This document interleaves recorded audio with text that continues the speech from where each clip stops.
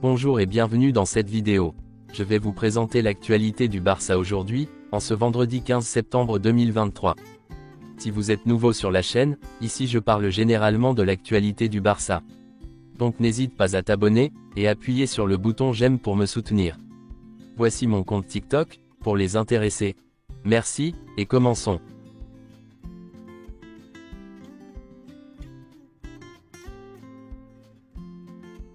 Gundogan s'est entraîné avec le groupe.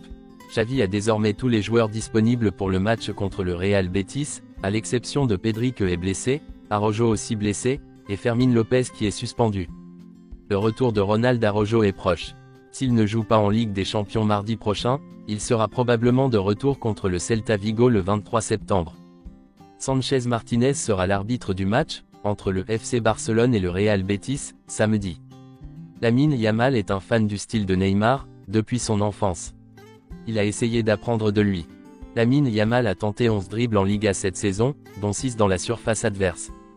Lamine Yamal a joué beaucoup de minutes depuis le début de la saison, c'est pourquoi Xavi souhaite mettre en place un plan de rotation spécial pour lui, dans les semaines à venir. Lamine Yamal ne risque pas de se blesser, mais Xavi pense qu'en raison de son âge, il n'est pas prêt à jouer beaucoup de minutes. Xavi est nominé pour le prix du meilleur entraîneur masculin de l'année de la FIFA. Les autres nominés sont Pep Guardiola, Simone Inzaghi, Ange Postecoglou, et Luciano Spalletti.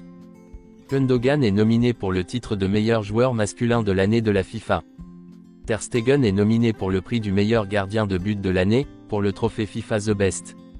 La FIFA a annoncé que les dates de qualification pour le meilleur joueur masculin de l'année débutaient le 19 décembre, au lendemain de la finale de la Coupe du Monde.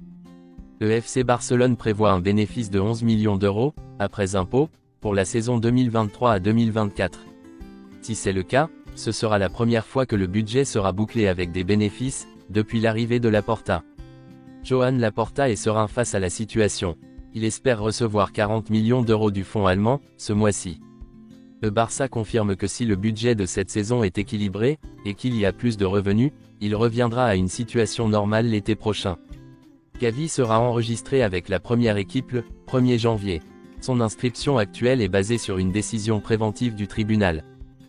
Deco rencontrera l'agent de Xavi dans les jours à venir, pour finaliser le renouvellement de l'engagement de l'entraîneur du Barça. Voici quelques déclarations de Jules Koundé. La Liga. Notre objectif est de remporter à nouveau le championnat. C'est une question de travail, je pense que nous avons tout ce qu'il faut pour remporter à nouveau la Liga. Oublions ce que nous avons gagné la saison dernière, cette saison sera plus difficile et nous devrons travailler plus dur. La Ligue des Champions. L'année dernière, c'était difficile. Cette année, nous sommes motivés. Nous voulons bien faire et réussir. Est-ce que je parle catalan? J'ai parlé sur une vidéo Instagram, mais c'était une blague. Je dois encore apprendre, petit à petit.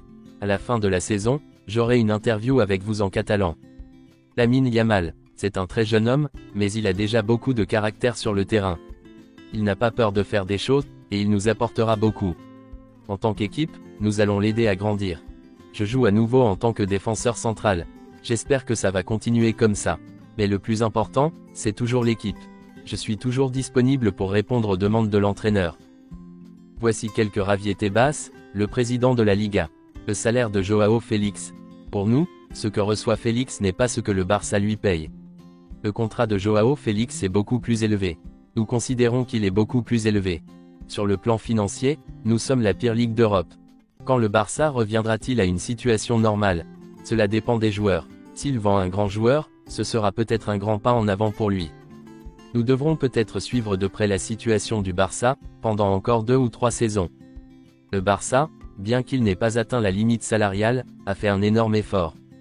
Il faut le reconnaître. Ce n'est pas une affaire déficitaire, mais il y a toujours des choses qui apparaissent et qui ne sont pas prévues. Le vrai danger est que 2 ou 3 clubs de la Ligue saoudienne jouent la Ligue des Champions à l'avenir. La Ligue saoudienne ne nous inquiète pas du tout. Si le Barça n'avait pas donné le feu vert final à la signature de Mikayil Faye, Chelsea ou Genk l'auraient signé. Chelsea avait déjà préparé les documents nécessaires à sa signature. Le contrat de Nico Williams expire en 2024. Le Barça considère qu'il s'agit d'une opportunité de marché pour le signer en tant qu'agent libre.